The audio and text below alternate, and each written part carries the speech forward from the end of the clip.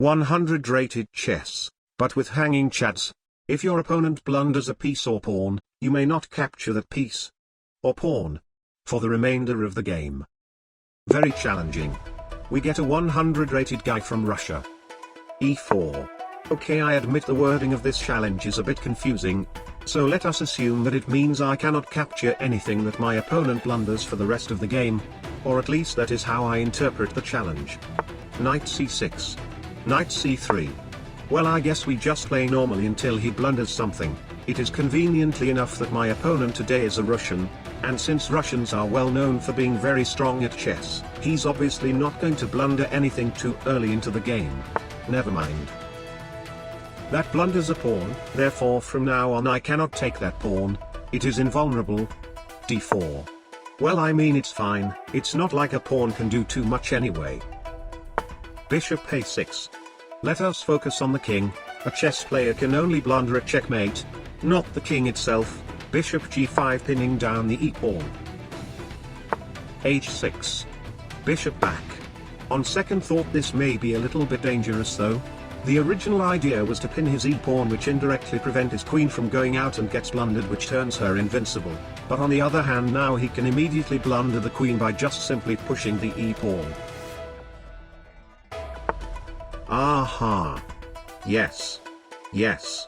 Moving the queen away from the center and still keeping her inside the base is literally the best thing that can ever happen in this game. It's like castling the queen into safety. Let's go directly for the king. e5. Provoking f6, opening up the king's weak diagonal, as even if he blunders the f-pawn I won't be able to take it anyway. Yes. Bishop d3. This game is going very well, very smoothly. What's just happened? I see. Instead of letting me check and then move his king, he voluntarily moved his king up forward to prevent the check by the king himself. That is peak tactic right there. Knight bd2. d6. Aha. That drops the e6 square. d5. Threatening pawn e6 check, controlling more squares around his king. Knight b4 is kinda forced here because I mean he should be able to see that knight e5 is obviously blundering a knight to knight takes e5. If recapture, then queen h5 g6, queen g6 is checkmate in 2. Right? Or he can just take the pawn. I'll say that is not a blunder of the knight. At worst that was only an inaccuracy. He sacrificed his knight to remove my very dangerous c-pawn. I'll respect that knight for one move then. Knight e4. Knight e8. There is actually a very nasty checkmate here requiring sacrificing both knights at the same time. 2 consecutive brilliant moves in a row, but unfortunately I couldn't see it during the game. I mean, who would have thought about sacrificing both knights anyway? Knight c5 instead. Well, I mean, as long as he doesn't move the queen out. Never mind. Knight d7. Attacking the queen, but the main point is to joint attack with the other knight on the e5 pawn. He knows it. Doesn't matter though. Knight f takes e5 regardless.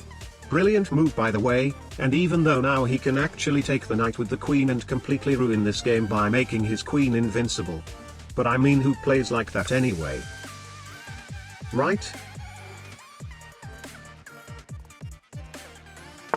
Yes. Well, not exactly the move that I anticipated, but at least it wasn't a queen move. Queen h5, there is g6 blundering the g-pawn and I cannot capture due to the rules. Bishop g6 instead. Knight f7. That is a forced move. A forced move cannot be a blunder. Knight takes f7. King takes d7. Aha. I'll say that is not a blunder of the queen. He sacrificed the queen to save the king from a dangerous potential discovered double check. Knight takes d6. Resignation. I didn't cheat. Mission accomplished.